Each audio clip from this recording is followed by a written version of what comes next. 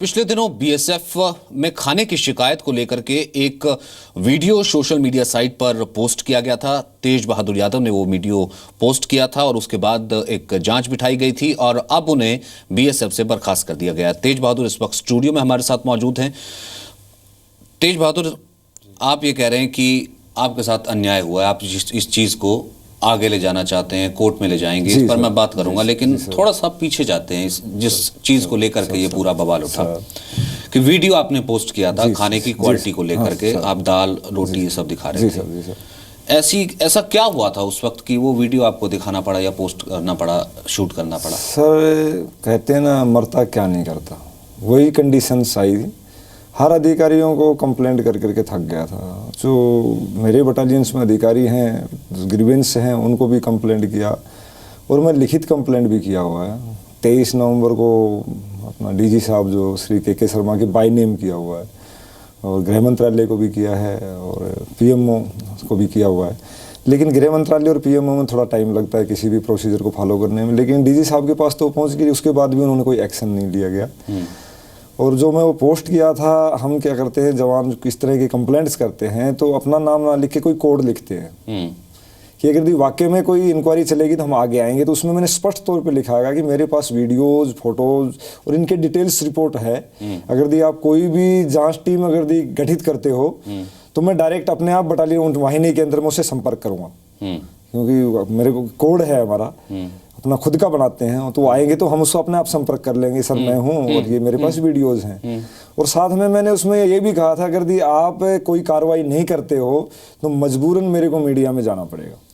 यानी कि ये आपने बड़े अधिकारियों को कहा था? जी, लिखित में दिया था, मैं रजिस्ट्री किया था, जिसका अभी तो ओरिजिनल जो रजिस्ट्री का रिसिप्ट है वो है नहीं, लेकिन पोस्ट ऑफिस से मैं अभी भी निकलवा के दे सकता हूँ। ये 23 नवंबर को किया हुआ है। जी सर, अभी फिर भी कोई समाधान नहीं हुआ तो लास्ट में ये बिल्कुल लास्ट स्टेप है। तो आपको लगता है कि आपने वो मैनुअल फॉलो किया, आपने हर अधिकारी को कंप्लेंट की? हाँ सर, मैनुअल मेरा पूरा फॉलो किया हुआ है। इसका मैं केसेस के इसी केस से रिलेटेड मैं पहले एक और केस बताता हूँ। सन 1999 में मैंने यही केस सेम फॉलो किया था और उस टाइम में ये कारगिल युद्ध चल रहा था, उस समय की बात है। जवान लगे हुए हैं युद्ध के अंदर, ये पीछे राशन बिक्री कर रहे हैं। मैंने पूरा फॉलो किया, पूरा इनके पास डॉक्यूमेंट भेजे, सब कुछ डीजी साहब को लिखा, सब जगह लिखा। हुआ क्या, उसके अंदर जो नीचे के लेवल के अधिकारी थे उनको पनिशमेंट भी मिला, लेकिन मैं एक टारगेट बन गया और मेरे को धमकी मिल रही थी कि ये इस तरह का काम किया, इसकी सजा तेरे को जरूर मिलेगी। लेकिन उस टाइम मीडिया नहीं था, ऐसा कुछ भी नहीं था, ना सोशल मीडिया था। उसके बाद मेरे पर हमला हुआ, जिसके अंदर मेरा ये इंजोर्ड है, हाथ भी इंजोर्ड है, सर में भी चोट है। ये 99 का केस है। इसके बाद और बोला गया, इंक्वायरी में बोला गया कि mental condition self injurious left hand प्लामे से गए। तो मैं ये साबित किया कि मैं मेंटल नहीं हूँ। हेड ऑफ डिपार्टमेंट से सिलीगुड़ी से स्पेशल ओपिनियन दिया, फिर फैमिली से भी उन्होंने इंटरव्यू लेके ओपिनियन दिया। उन्होंने कहा नहीं, 1% तो अब तो पूरी जांच बिठाई गई ना, ये इस पूरी जांच में आपने ये सब तथ्य आप रख सकते थे या रखे होंगे, फिर आपको क्यों लगता है क्यों बर्खास्त किया गया? फिर सर या तो जो आप कह रहे हैं उसका सबूत या एविडेंस के तौर पर आप वो पेश नहीं कर पाए होंगे। सर इसके अंदर ऐसा होता है, जैसे हम फोर्स पर्सन हैं, तो फोर्स के अंदर जो ये कोर्ट बैठाया गया है, ये जहाँ पर ये जांच शुरू हुई है, उससे पहले मेरी व्यक्तिगत तलाशी पूरी ले ली गई है कि मेरे पास कोई ऐसा कागज या कोई ऐसा चिप्स, मेमोरी कार्ड, ऐसा कोई चीज़ तो नहीं है। तो उससे पहले इन्होंने वो सब चीज़ निकाल लिया गया है मेरे पास। अभी आप बताइए, आप अकेले यहाँ बैठे हो, कोई चीज़ आपके पास है नहीं, प्रूफ कैसे करोगे? मौका उसको देना चाहिए जवानों से, दूसरों से मिलने के लिए, बातचीत करने के लिए, कि वो कोई चीज़ नहीं दिया गया सर इसके अंदर। और सर इसके अंदर बीएसएफ रूल में ऐसा भी है कि जिसका 21 साल सर्विस कंप्लीट हो गया तो उसको पेंशन दिया जाता है।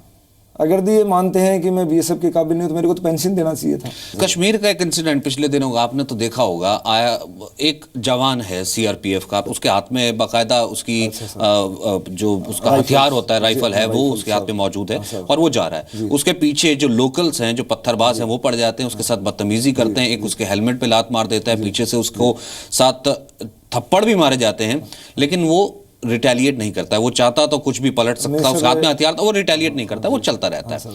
उसके बाद उस जवान को हमने ढूंढा, हमने जी न्यूज़ पर उसका इंटरव्यू किया। उसका नाम विक्की विश्वकर्मा है। तो उससे पूछा कि गुस्सा आ सकता था, आपको लोग मार रहे थे और आपकी ऐसी क्या गलती थी?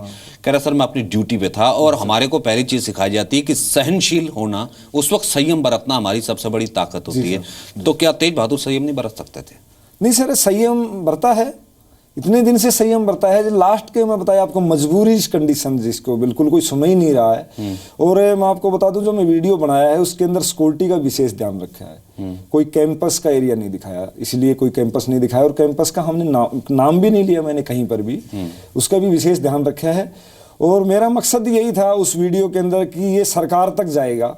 2010 में आपका कोर्ट मार्शल हुआ था? नहीं सर, कोर्ट मार्शल नहीं होता, हमारे SSFC बोलते हैं, समरी कोर्ट बोलते हैं सर। डिसिप्लिनरी रिएक्शन हुआ था? हाँ जी सर, बिल्कुल हुआ सर। और उस वक्त ये कहा भी गया था कि तेज बहादुर यादव ने पहली बार ऐसा नहीं किया और कंपनसेटरी ग्राउंड पे वापस लिया जा रहा है इनको, और ये हैबिचुअल ऑफेंडर हैं, बार बार जो नियम कायदे हैं फोर्स के वो तोड़ देते हैं। ये उस वक्त लिखित बयान जो है, ये उस वक्त आधिकारिक बयान BSF की तरफ से आया था। सर मैं आपको बताना चाहता हूँ, मेरा एक गोल्ड मेडलिस्ट लिया हुआ है और 16 अवार्ड भी दिए हुए इन्होंने। अगर दी मैं इस तरह का कर्मचारी था तो अवार्ड ऐसे कर्मचारी को कोई देता नहीं है।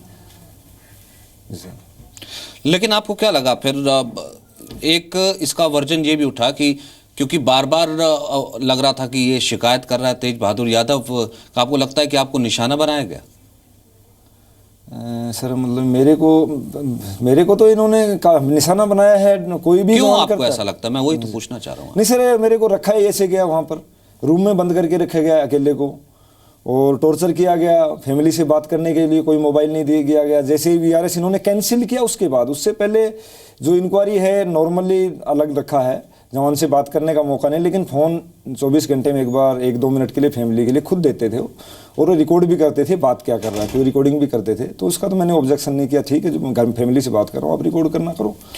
हजारों जवान हैं जी सर, और हमारे बॉर्डर्स ही तभी सुरक्षित हैं, और हमारी कितनी टेंशन पाकिस्तान से रहती है और किन हालात में उन बॉर्डर्स की वो BSF सुरक्षा करती है, ये हम हर रोज देखते हैं और हर रोज प्राउड फील करते हैं। तो अगर इस तरीके की स्थिति होती, अगर इस तरीके से टॉर्चर जिस शब्द का आप इस्तेमाल कर रहे हैं किया जा रहा होता, तो क्या हमारे बॉर्डर, क्या हमारे जवान ऐसे सुरक्षित रह पाते या इस तरीके से ड्यूटी कर पाते जो वो आज प्राउड के साथ कह रहे हैं कि नहीं, जो तेज बहादुर कह रहे हैं वो तो ठीक नहीं? सर 100% जवान से आप पूछ के देखिए, मैंने जो कंप्लेंट की खाने की है, मैंने जो है हमारा जवान ड्यूटी 20 घंटे करता है BSF का, कभी कभी तो 22 घंटे। आप जाइए यहाँ पंजाब में, यहाँ चेक कीजिए 18 से 20 घंटे हर जवान ड्यूटी की कोई परवाह नहीं करता।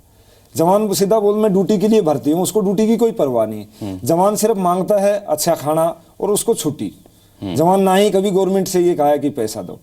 और सर हमारा अभी भी सभी जवान बोल रहे हैं, मैं एक रिक्वेस्ट जरूर करना चाहूँगा, सभी जवान को यही कह रहा है कि शायद ये हमारा जो समाधान है अभी हो गया तो हो गया, नहीं तो पीछे इतने सालों से किसी ने सुना नहीं, और अभी हो गया तो हो गया, आगे कोई सुनेगा भी नहीं। क्योंकि आदरणीय प्रधानमंत्री जी पे इतना विश्वास है, मेरे को भी क्या पूरी फौज को है। अभी हम जवानों का किसी ने सुनाई किया तो क्योंकि प्रधानमंत्री खुद बोलते हैं जहाँ जवान दिखते उसको सलूट करो। आपको लगता है क्योंकि उन चीज़ों से ध्यान भटकाना था जो कि BSF कह रही थी कि ये हैबिचुअल ऑफेंडर है, बार बार डिसिप्लिनरी एक्शन हो चुका है, तो इस कारण से एक पब्लिसिटी स्टंट था, देखिए सुर्खियों में आना था तो तेज बहादुर सुर्खियों में आ गया। देखो सर, एक्चुअल मेरे को ये भी नहीं पता, ये इसके बाद पता लगा कि वायरल क्या चीज़ होती है। हकीकत में आपको बता रहा हूँ, मैट्रिक क्लास पढ़ा हुआ हूँ और हमारे फौज के आदमी को ड्यूटी से संबंधित ही चर्चाएं होती है, इस चीज़ के बारे में नॉलेज नहीं होती। ये वायरल का सिस्टम जब मेरे को लाए गए हेडक्वार्टर में, तब उन्होंने बताया कि ऐसे ऐसे ये चीज़ है, तब तक ये भी नहीं पता था किसी न्यूज़ में ऐसा कुछ।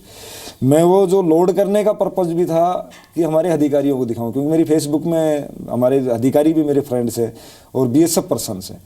अभी मेरे को भी ये लग रहा है कि शेयर किस किस ने किया, वो सभी BSF ने किया है। अब तो इंक्वायरी होगी, तेज बहादुर बर्खास्त हो गए, ये BSF का वर्जन है। अब तेज बहादुर आप कह रहे हैं कि आप कोर्ट जाएंगे, क्या करेंगे आगे, क्या रास्ता? न्यायालय में जाएंगे सर, न्यायालय पे भरोसा है, न्याय मिलेगा, कोशिश करेंगे। पहले तो सरकार से बात करेंगे, उनको अपना जो मेरे पास डॉक्यूमेंट्स जो उन्होंने दिए हैं, सर इन्होंने कोर्ट जो गलत बिठाया है और इसमें क्या क्या कमियां हैं, अगर सरकार कुछ मदद करेगी तो अच्छा है, नहीं तो फिर न्यायालय में तो है ही सर, न्यायालय जाएंगे, न्यायालय पे तो भरोसा है सर। चलिए तेज बहादुर, आगे के सफर के लिए आपको बेस्ट ऑफ लक, बहुत बहुत शुक्रिया हमसे बात करने के लिए।